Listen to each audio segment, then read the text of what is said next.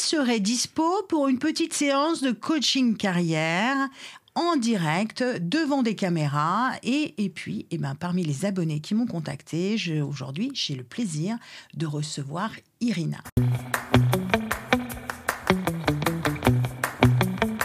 L'objectif là n'est pas de faire un coaching personnel et intrusif qu'on a l'habitude de faire dans un cadre bien précis où on n'est que 2 personnes. Là, il s'agit vraiment d'écouter Irina et ce qui aujourd'hui peut lui poser question dans son domaine professionnel et de lui apporter quelques autres éclairages possibles sur sa situation. Et vous, en commentaire, vous pourrez également adresser votre regard sur ce que vous feriez dans sa situation ou pas pour aider Irina à passer à l'étape suivante et à se détendre dans sa vie professionnelle. Bonjour Irina. Bonjour Karine. Un grand merci pour cette flexibilité et cette agilité. Merci beaucoup. Alors vous êtes du quartier, mais c'est quand même pas évident de venir, surtout que vers 21h, je vous ai dit, Irina, je pourrais avoir un CV. Qu'est-ce que vous avez ressenti là quand je vous ai dit petit CV, Irina? Je me suis dit vite, il faut que j'envoie un CV, mais est-ce que ce sera pas trop tard? Mais tant pis, je l'envoie. Alors, je demande rarement le CV parce que je suis pas fanat du CV, mais là, comme on allait discuter un peu de ce qui vous anime aujourd'hui, c'était pour avoir l'histoire. Alors, Irina, dites-moi aujourd'hui, qu'est-ce qui vous trahit en ce moment? Alors aujourd'hui, j'ai plusieurs projets, mais celui qui est prioritaire, c'est de trouver un poste dans une grande entreprise. Je me demande comment expliquer aux recruteurs, aux entreprises, comment justifier mes expériences parfois pour lesquelles j'étais peut-être surqualifiée ou surdiplômée dans mon parcours professionnel, alors que maintenant, je postule à des postes qui sont plus en lien avec ma formation et aussi en partie mon expérience. Alors vous postulez à quoi? Alors je postule à des postes de retail learning, retail trainer. Vous voudriez un poste dans la formation liée au commerce ou en entreprise, oui. En entreprise. Les équipes de vente. Les équipes de vente et tout ça. Voilà, des équipes de terrain. La formation se développe de plus en plus en ce moment et c'est quelque chose qui m'intéresse.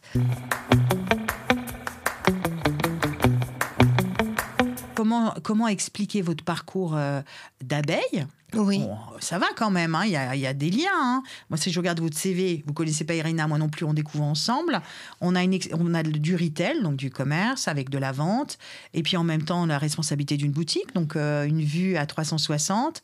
Vous avez également de l'expérience dans la formation et dans l'expérience dans du conseil en management, et vous avez aussi de l'expérience dans tout ce qui est business development, donc un rôle commercial. Ça ne me semble pas être très abeille quand même. Ça reste le parcours de quelqu'un qui a de l'expérience. Vous avez combien d'années d'expérience en tout?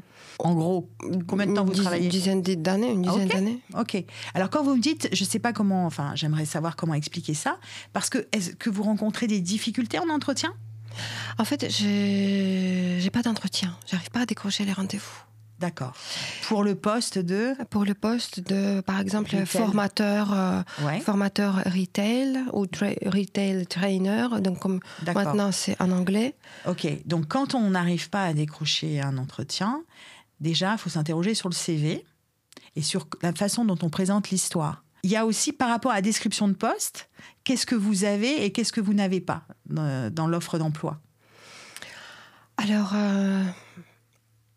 ce que je n'ai pas, c'est la gestion des systèmes de learning, des softwares. Ouais. Mais honnêtement, je pense que je peux le faire. Exactement. Il n'y a rien de sorcier là-dedans. Non, absolument. Donc moi, j'ai une expérience en formation, surtout auprès des jeunes adultes, des étudiants, plutôt donc des jeunes, on pourrait dire des jeunes adultes. Alors que la formation dans le retail s'adresse souvent à des adultes. On parle de formateurs d'adultes. Ouais. Moi, je suis convaincue que je peux le faire auprès... Mais là, c'est au niveau du CV. On regarde juste ce que vous avez selon les critères et comment on peut les rassurer là-dessus. Voyez ? Oui, et alors je n'arrive pas à les rassurer là-dessus parce que mes expériences en formation, ce que j'indique, c'est que je suis formatrice depuis plus de 10 ans auprès de jeunes adultes. J'anime des sessions, je les prépare par exemple pour des épreuves à passer des concours. Oui, mais c'est pas la même chose. Ce que vous mettez en avant, Oui, voyez, oui. c'est pas ce que je mettrais en avant, moi, en regardant votre CV. Ce que je mettrais en avant, c'est votre expérience commerciale Oui. et votre expérience de direction de boutique. C'est Oui. ça qui vous qualifie à pouvoir transmettre une connaissance terrain avec des adultes. Oui. Vous voyez ? Oui. Et l'expérience de la formation avec les gens plus jeunes, ça, c'est votre trousse à outils. De même, j'ai vu que vous êtes formé au coaching. Oui. Ça, c'est une trousse à outils. D'accord ? Oui. Donc là où vous avez développé le plus d'expérience en lien direct avec le monde Oui. de l'entreprise auquel vous adressez, Oui. c'est cette expérience-là qu'il faut mettre en avant. Il faut vraiment insister sur votre expérience de la vente. Et donc, en haut, il y a votre nom, il y a du blabla, mais il n'y a pas quel poste m'intéresse et les compétences clés. Donc, par exemple, si on met retail et formateur ou des choses comme ça, qu'est-ce qu'on met tout de suite ? On va mettre... Alors, il faut regarder l'offre d'emploi. Qu'est-ce qui ressort le plus en compétences ? Et c'est sûrement le côté commercial, le côté coaching et le côté pédagogique. Oui. Je ne sais pas, il faut vraiment regarder l'offre à chaque fois et adapter. Oui. Et on met sur le CV directement en dessous la première ligne de lecture sur votre CV, c'est le poste que vous envisagez et les 4 compétences clés essentielles à ce poste que vous pensez avoir. D'accord. Et après, deuxième niveau de lecture, la dernière expérience, où on va très brièvement, et vous savez, hein, c'est très bref ce que vous mettez, mais par exemple, votre dernière expérience, c'est quelque chose que vous faites en ce moment, consultante en vente. Ça me choque pas. C'est pas parce que vous êtes consultante en vente que je me dis qu'elle peut pas expliquer à quelqu'un. Mais par contre, dans consultante en vente, vous faites des conseils clients personnalisés, mais il faudrait me donner un exemple. Et on peut mettre coaching de vente, par exemple. Oui. Il y a, notamment dans le domaine du luxe, il y a beaucoup de coachs de vente qui interviennent dans les boutiques. Moi, ça m'est arrivé aussi pour aider les gens sur le shop floor à améliorer les ventes, à améliorer aussi la collaboration avec les autres vendeurs, aussi pour les directeurs de boutiques. Donc, c'est des métiers qui sont très courants. Et généralement, les gens ont un background en commercial. Et alors, s'ils ont un peu de formation, c'est top. Donc, moi, aujourd'hui, quand je lis votre CV, mais si je le lis, et que je l'interprète, et c'est pour ça qu'il faut y passer 3 bonnes minutes, eh ben, je peux comprendre. Mais quand vous avez plein de CV avant pour faire l'entretien, et si vous vous adressez à des grandes entreprises, il faut lui donner à manger au logiciel qui va trier ou à l'adulte qui va faire pile de droite ou pile de gauche, il faut lui donner tout de suite la réassurance. Et par exemple, dans la dernière expérience, même si c'est de la vente, enfin c'est du consulting en vente, c'est de mettre en avant 1 ou 2 situations de vente ou d'amélioration que vous avez adressées et améliorées. Vous voyez l'idée ? Je vois, oui. Parce que là, par exemple, vous mettez, et c'est très bien, hein, vous mettez, j'ai réalisé mes KPIs. C'est ce qu'on demande généralement. Oui, mais vous dites, je les ai réalisés. Oui. C'est pas très intéressant, mais c'est concrètement lequel ? Et on prend 1 ou 2 exemples. On était à ça, je suis passé à ça. Vous en choisissez 1 ou 2 qui résonnent avec l'offre. Et vous expliquez, vous faites le CAR ou le PAR, c'est-à-dire le contexte, qu'est-ce qui fait qu'il était si bas, cet indicateur. Après l'action, vous ne faites pas un tuto sur comment on fait pour régler ce genre de problème. Au contraire, vous expliquez une action qui, selon vous, a été décisive dans le résultat. Et après le R, résultat. Nombre de machins augmenté en X mois factuellement. Vous voyez ? Oui. Ça me semble une bonne idée.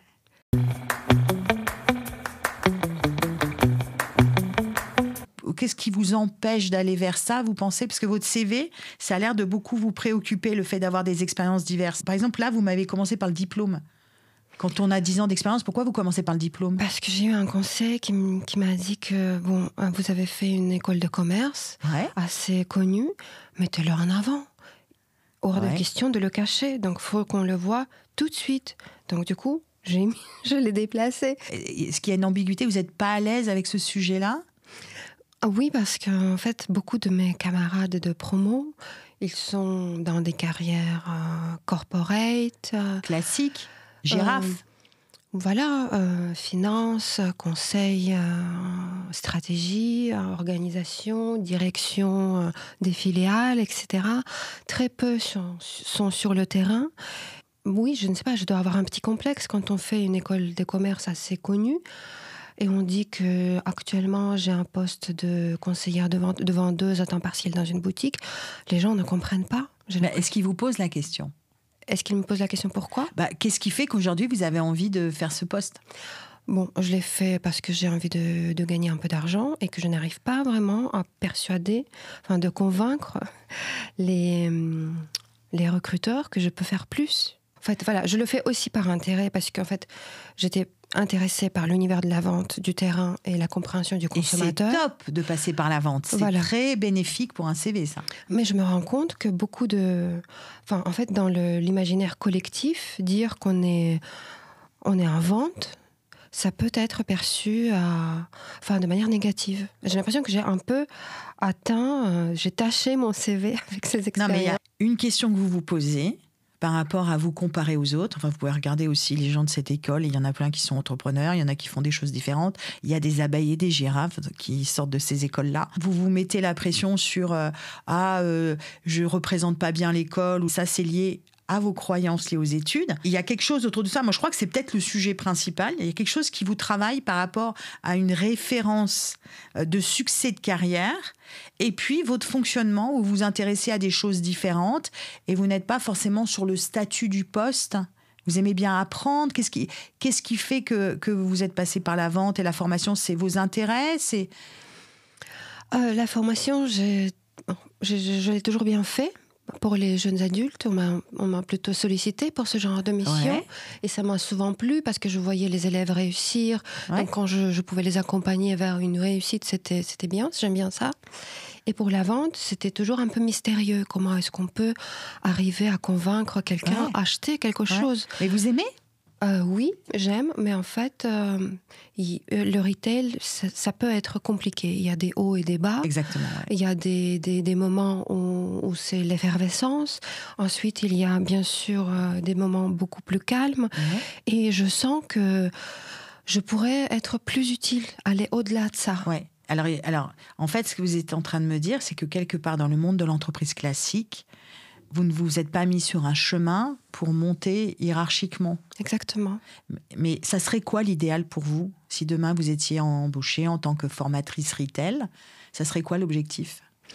Ce serait d'accompagner les équipes, en fait, de les aider d'avoir cette mission en tant que formateur qui donne envie aux gens de continuer, de persévérer, de rester en entreprise. Formation, ça inclut différents sujets en lien avec les valeurs de l'entreprise, formation technique. Oui, mais là, vous me parlez de contenu, mais en termes de poste, est-ce que vous avez des velléités de prendre une trajectoire classique? C'est quelque chose dont vous avez très envie ou pas, ça? Éventuellement, j'aimerais progresser, oui. En formation, par exemple, on peut encadrer une équipe de formateurs. Oui, donc c'est quelque chose, c'est un chemin ça que vous aimeriez bien. Oui. Voilà. Aujourd'hui, il y a quand même une ambiguïté. Vous êtes formé au coaching, ok. Donc aujourd'hui, vous voulez réintégrer un monde corporate où il y a des possibilités d'évolution. Pour l'instant, c'est ma priorité parce que le coaching, c'est quelque chose que je pense pouvoir développer en parallèle à mon rythme. Oui. Pour l'instant, je ne me sens pas capable à vivre du coaching. Et moi, je vous dirais que ce n'est pas non plus un objectif sain. Mais ça, c'est un autre sujet. Oui. parce que ça demande beaucoup d'énergie et que c'est bien d'aller voir la vraie vie de temps en temps. Oui. Et ça nourrit aussi vos séances. Parce que très rapidement, si on fait ça toute la journée, on peut tomber sur du faites comme ci, faites comme ça, blablabla. Mais vous êtes dans votre salon, le résultat, vous voyez. Donc c'est très bien d'avoir les deux. Alors, là, tout de suite, par rapport à intégrer le monde de la formation dans le retail, il y a beaucoup de gens dans ce système, beaucoup d'acteurs. Oui. Donc, dans la recherche d'emploi ou la gestion de carrière, quand on a envie d'aller dans un domaine, on ne s'adresse pas qu'aux entreprises. Ça peut être des boîtes de formation. Et moi, j'irais sur le coach sales, c'est-à-dire tout ce qui est coaching, comme vous êtes formé, tout ce qui est coaching des vendeurs et puis formateur des vendeurs. Une belle façon de se rendre visible là-dessus, ça serait aussi de soigner votre LinkedIn avec cette identité-là. Vous avez la possibilité de proposer des services. Tout le monde a ça sur son profil, c'est gratuit. Il n'y a pas besoin d'avoir premium. Et vous pouvez proposer du coach sales ou de la formation de vente. Et vous pouvez même faire du contenu sur LinkedIn 2 à 3 fois par semaine où vous donnez des situations du quotidien dans la vente et vous donnez des façons de faire, vous partagez des choses utiles. D'accord ? Pour associer cette image-là à votre image professionnelle, quoi. Ça, c'est le lien qu'il faut faire parce qu'il est là si on lit au bout d'un moment votre profil, mais c'est pas encore vraiment assumé. Et c'est une décision de votre part. Vous sentiriez pas pareil. Il y a déjà ça, c'est poser les choses. Aujourd'hui, je vais en priorité un poste dans la formation commerciale. Vous pouvez aussi proposer des contenus comme ça sur YouTube ou sur d'autres plateformes. Et puis, il y a toutes ces plateformes où vous pouvez proposer du contenu formation. Et eux font le commercial. Et puis, vous êtes rémunéré sur tous les MOOC. Les plateformes de MOOC, vous pouvez proposer vos contenus.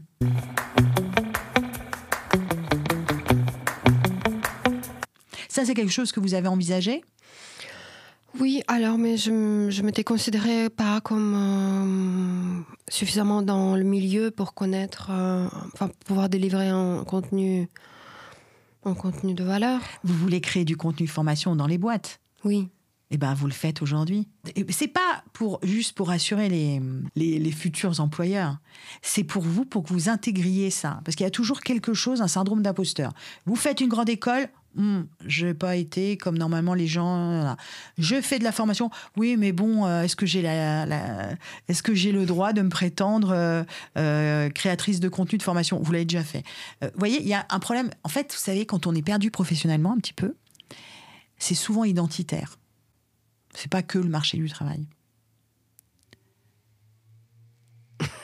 Oui, ça, je le sais. Mais qu'est-ce que ça évoque en vous, ça ? Ça évoque que j'ai pas de réponse. J'ai pas de solution pour l'instant. Je sais pas. Mais demain, vous présentez en tant que coach de vente et formatrice de commerciaux. Et c'est difficile pour vous de dire ça ? Non. En fait, j'aimerais avoir ce rôle. Ouais. Prenez-le.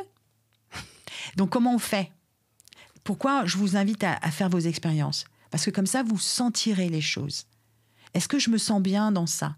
Et aussi, c'est pas parce que je propose un contenu formation à plusieurs plateformes de cours en ligne. C'est pas parce que je propose des conseils sur LinkedIn ou sur une autre plateforme que je suis condamnée à faire ça toute ma vie. Parce que c'est pas parce qu'on choisit une identité au bout d'un moment, on se présente sous un angle qu'on n'est que ça. C'est ce que vous faites, c'est pas qui vous êtes. Parce que comme vous vous intéressez à plein de choses et que vous aimez beaucoup apprendre, aussi parfois d'aller dans une voie et de l'assumer de façon publique, on a l'impression que ça y est, c'est notre voie, quoi. Faudra toujours que ça nous plaise. Non. Vous pouvez très bien demain dire, et puis en parallèle, et c'est très bien, dans votre headline de LinkedIn, coach sales, trainer and coach sales, une barre, et que vous êtes coach pour les jeunes, pour les aider à réussir aussi. Vous voyez, il faut mettre tout ensemble. Et c'est en ça que le title, le headline qu'on a sur LinkedIn, c'est super important, parce que ça vous permet de réconcilier votre histoire, voyez, et c'est pas un titre de poste, le headline de LinkedIn. Moi, j'insiste beaucoup sur ces choses publiques parce que c'est une façon de... Allez, j'écris ça. C'est tout bête, mais j'écris ça. Et puis, ça va, il ne s'est rien passé, là. Vous voyez ? Et puis demain, si on change d'avis, on peut l'enlever. Les gens, ils ne sont pas en permanence derrière votre profil comme ça à attendre, vous dire t'as changé ? C'est comme si votre profil LinkedIn, vous n'arriviez pas à choisir, en fait. Oui, je ne sais pas quoi mettre. Je ne sais pas quoi raconter, en fait.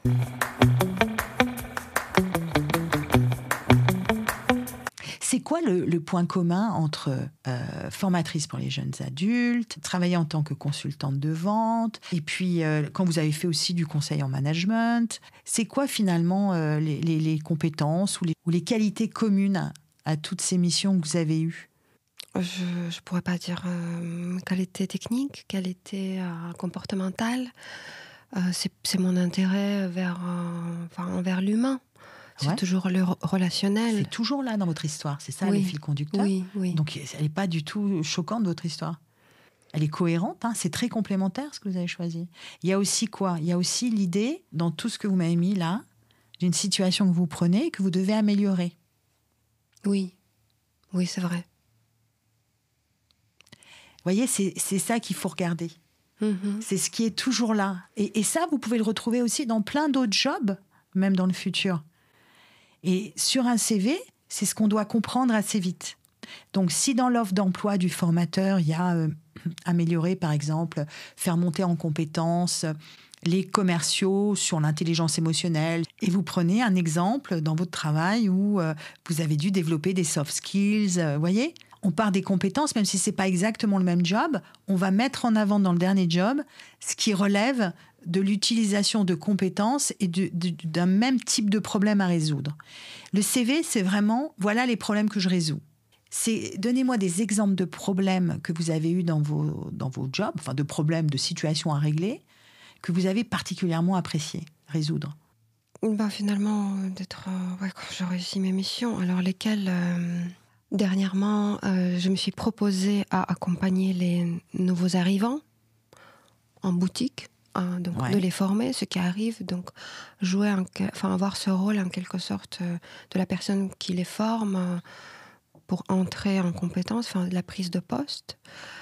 Et c'était sympa. Voilà, je me suis occupée d'eux et on m'a donné... Donc en fait, c'était une sorte de confiance qu'on m'a témoigné en disant vas-y, prends ce rôle de formateur, même s'il n'a pas de titre, il n'a pas d'étiquette. Ouais. Donc, je les ai accompagnés. C'était sympa. On a plutôt apprécié ma démarche. Et c'était bien. Et vous voyez, ça, c'est un exemple de choses concrètes qu'on devrait voir dans votre profil LinkedIn. Parce que le CV, on va l'adapter au poste. Et puis, le profil LinkedIn, ça va être toute l'histoire. Et vous avez une option dans LinkedIn de projet.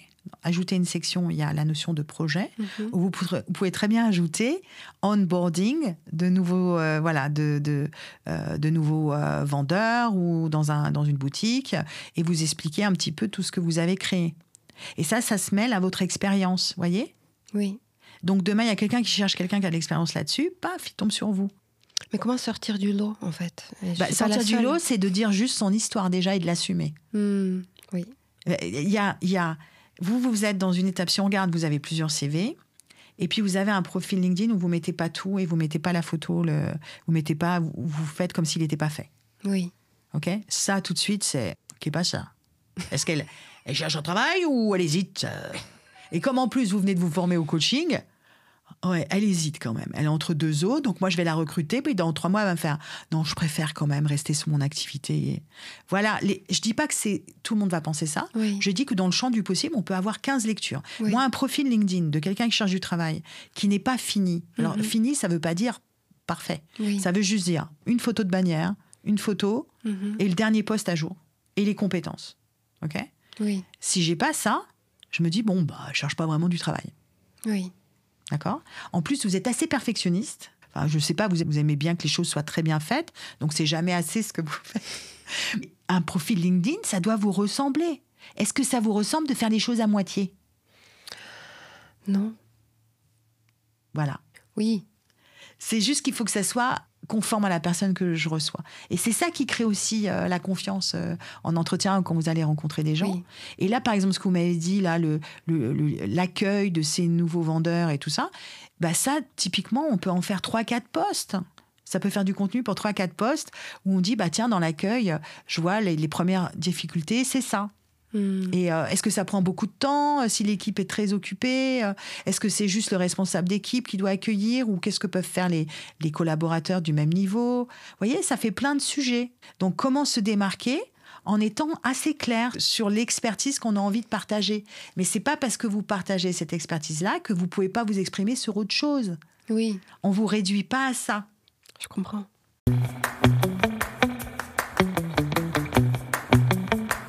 Parce que là, vous mettez en haut de votre CV 15 ans d'expérience. Si on demande à un formateur retail qui, 5-8 ans d'expérience, 15 ans, on va mettre de côté. Donc, moi, j'enlèverais tout ça en haut. D'accord. Donc, il ne faut pas raconter une histoire dans le CV.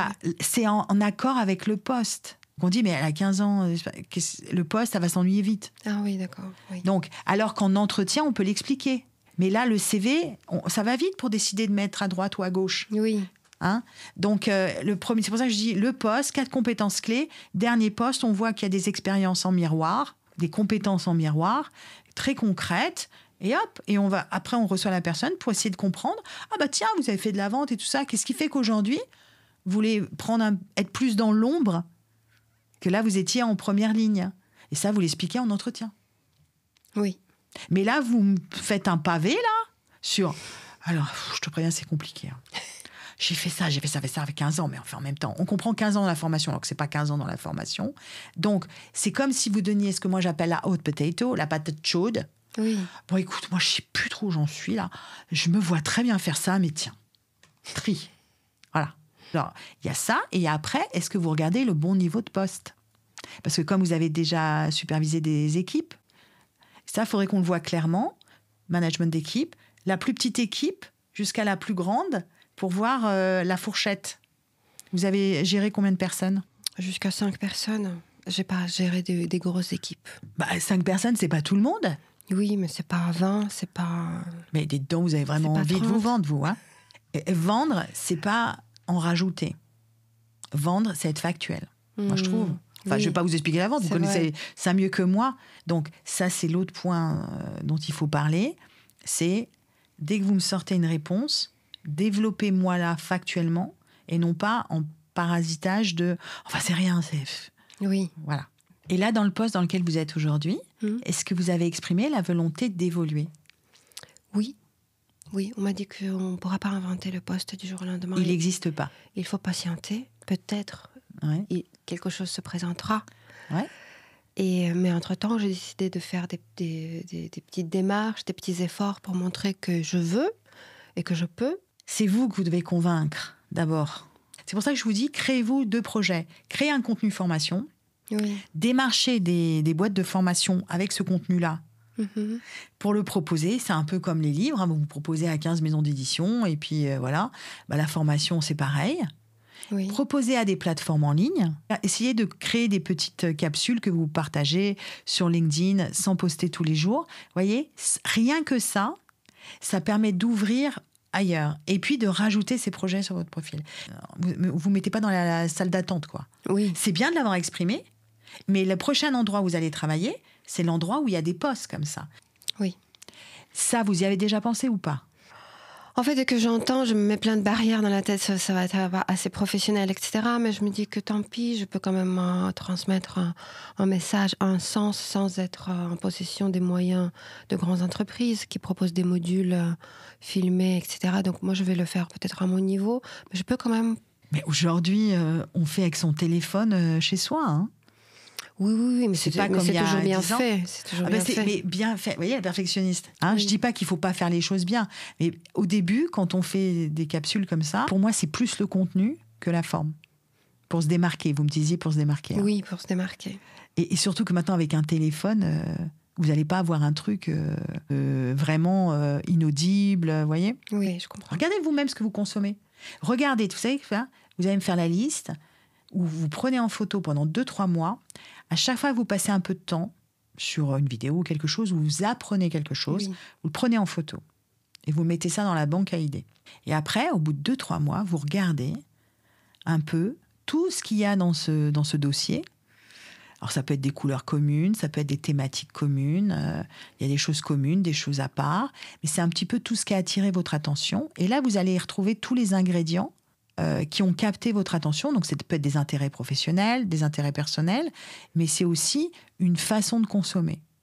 Et ça, c'est très instructif quand on veut partager du contenu avec d'autres gens, de formation ou autre chose, de comprendre ça. Oui, je trouve ça intéressant. Vous regardez que des trucs super bien tournés ?